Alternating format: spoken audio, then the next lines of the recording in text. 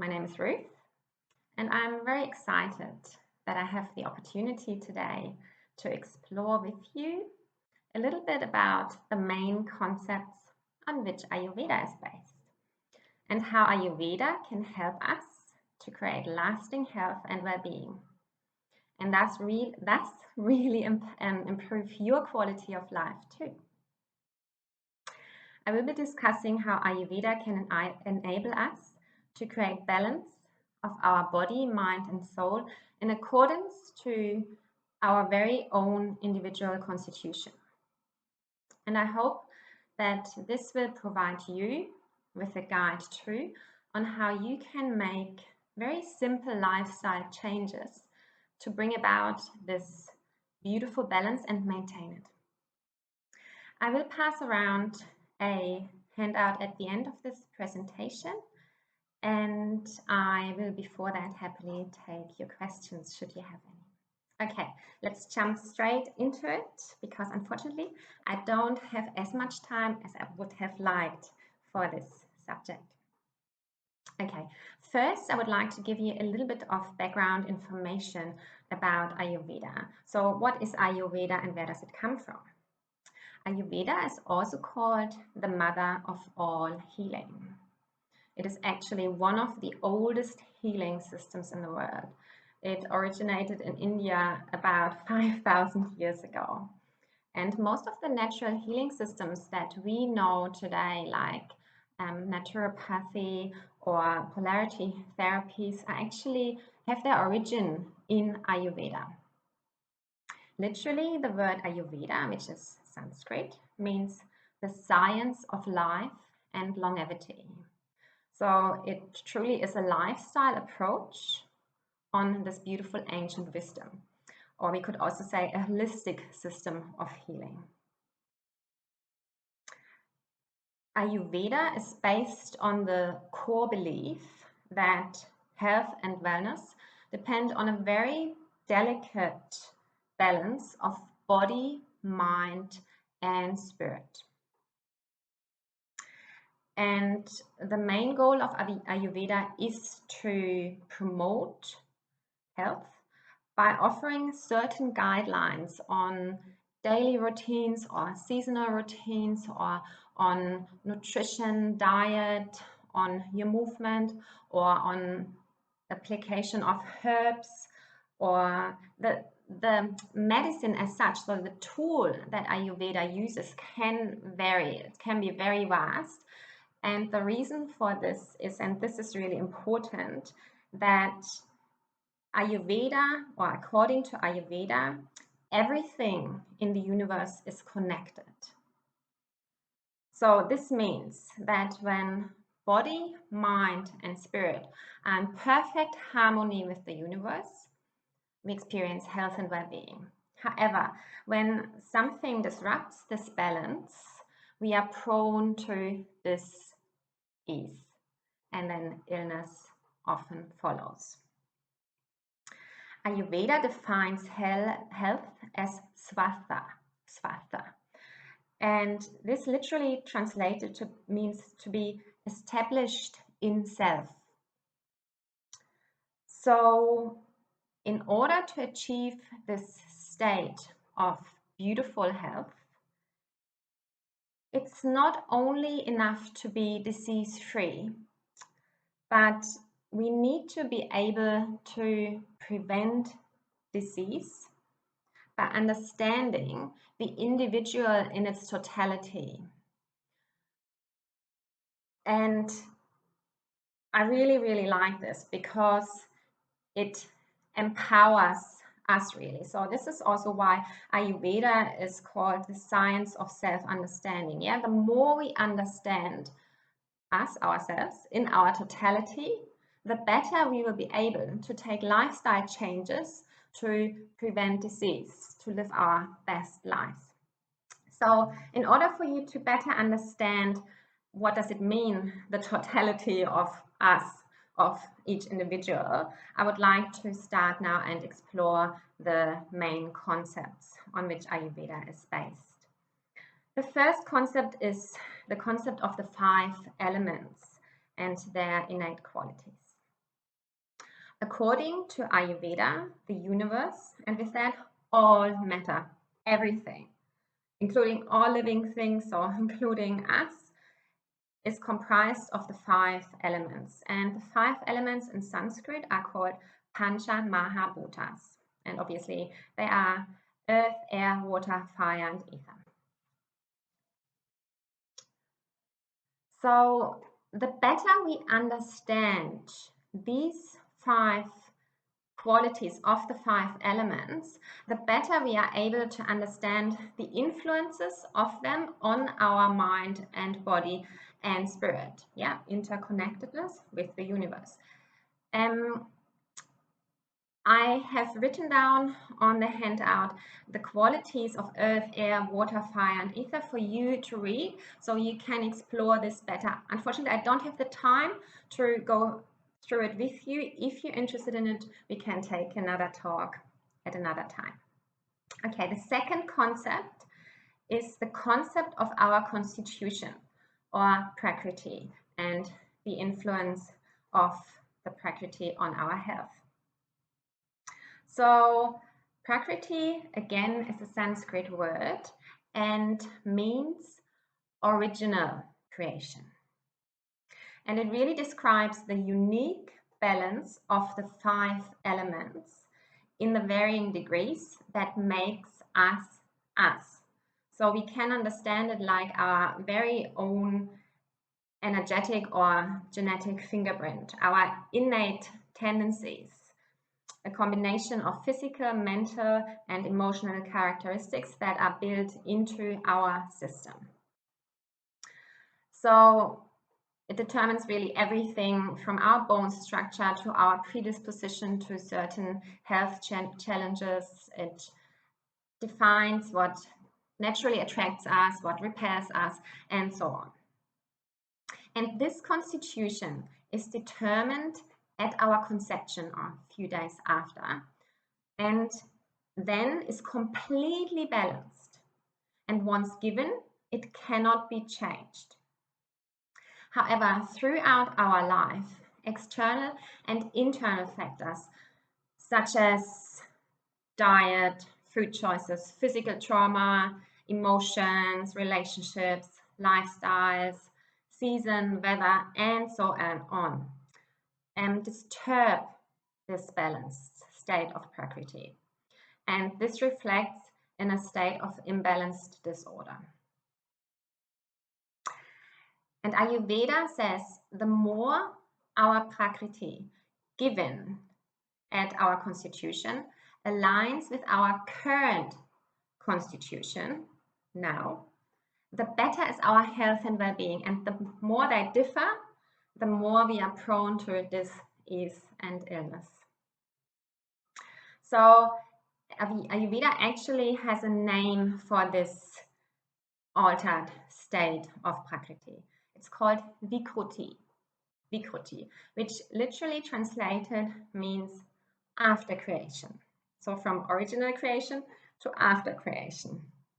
And it's really important in Ayurveda to understand an individual's Vikruti, so after creation, and which factors have led to this, so that then we can try and reverse it and recreate balance. And the path, how this is done, again, is of course different for everyone, because we all were created with a very different balance of energies.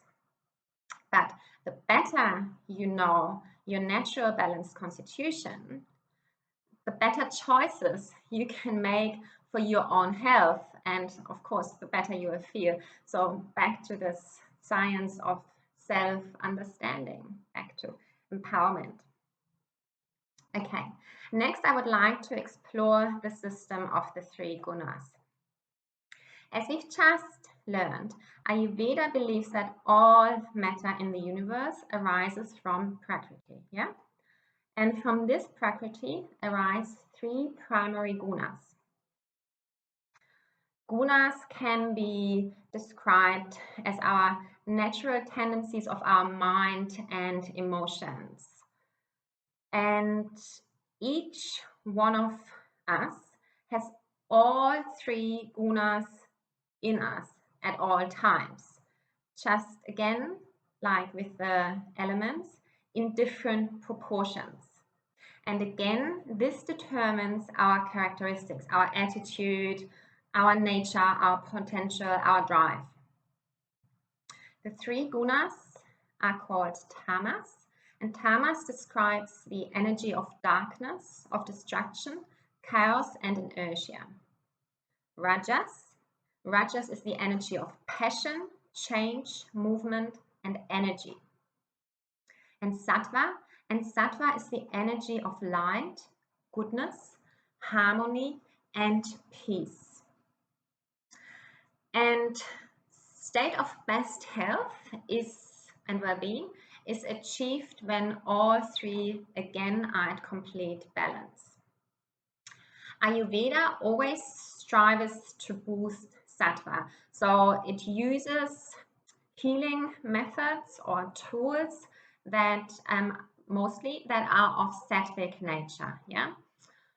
So the tools they use again can be anything, can be nature, can be a vegetarian diet, can be chanting of mantras, meditation, use of life force, herbs, yeah, but mostly with sattvic nature. On very rare occasions, when someone is having a very high amount or proportion of tamasic energy, so very low, depressed, the sattvic energy is not strong enough to break that through, because sattva, as we've just heard, is very harmonious, very peaceful, very calm, beautiful.